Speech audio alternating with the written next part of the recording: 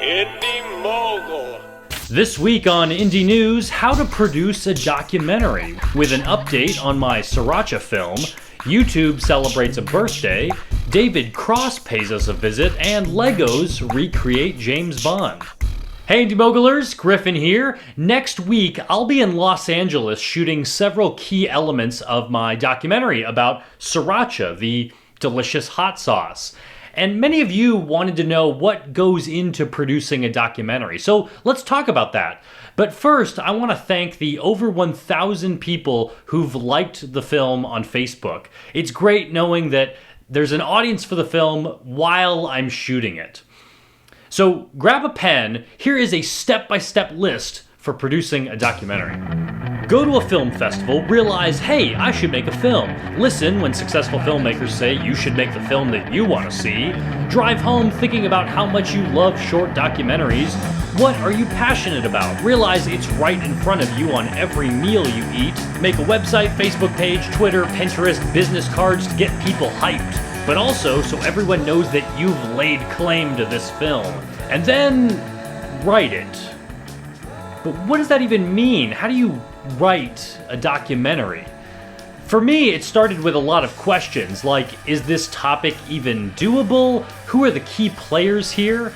And then I realized there was one guy I really needed to talk to. Randy Clemens, author of the Sriracha Cookbook. He's really active online and has become an expert on Sriracha. I figured he could answer a lot of my questions. So I sent him a few messages, we had a phone call, and I learned several important things. One, he's super excited about being in the documentary, that's helpful.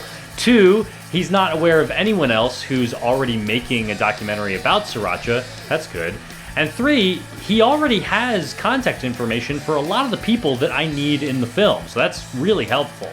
My goal is to share with audiences the origin of this hot sauce, and that really starts with facts and research. Several articles have been written in the last few months that provide a glimpse into David Tran, the man who founded Hoi Fong Foods. This is the Los Angeles company that produces this popular brand of Sriracha. So I've been collecting facts from these articles, organizing them, and creating a contact list of people who should be in the movie.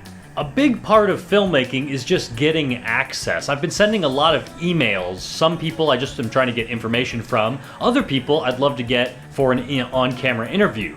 And of course, not everyone wants to be on camera, so it takes some convincing. I'll usually just explain how I genuinely love Sriracha, and that's why I'm making this movie. I'm not making it because I'm trying to make money or exploit anyone. I just want to make a good story and share it with film festival audiences. So after contacting Hoi Fong Foods, also the farm where they grow these red jalapenos, I've talked to chefs and other interesting characters. Now I have kind of a shooting schedule for when I go out to LA. I'm trying to shoot most of this movie in just one trip, which means that I need to plan. Even though this is a documentary, I really have to script it in advance. There's a lot of different stories that I want to cover, and at first I thought, there is no way I can fit all of this into a 24-minute short film. But then I thought about feature news stories on TV, how you can tell a comprehensive story in about 3 minutes with lots of facts. So then I realized I have 8 of these, 8 3-minute stories I can tell in 24 minutes. So I've kind of broken down my script into a series of stories or themes that I'm trying to share. And even though it's a documentary, it's non-fiction, it's still a story. So I can map out all of the dramatic elements. I have a protagonist, David Tran, who came to this country with a desire to produce fresh, spicy, delicious sauce.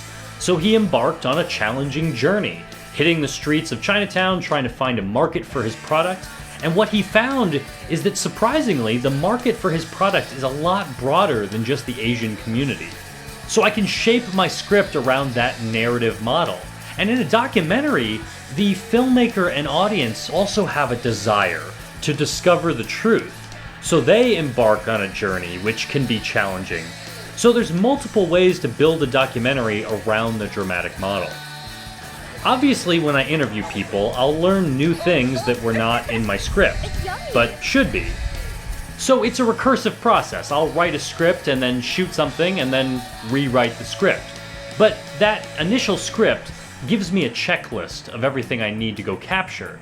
It also lets me know what kinds of questions I need to ask to get the answers that line up with the plot of the film. A documentary is made up of interviews which tell the story, lots of B-roll, you need interesting visuals that can cover up the talking heads, and also what are called nat sound breaks, simply an event unfolding on camera. Oh, God. Okay. So those are the three kind of elements that I need to make sure I'm capturing when I'm in LA. So let me know in the comments what other questions you have about this production. I'll answer several of the obvious ones. I've already shot some of this documentary locally in Illinois, but of course most of this story is in California.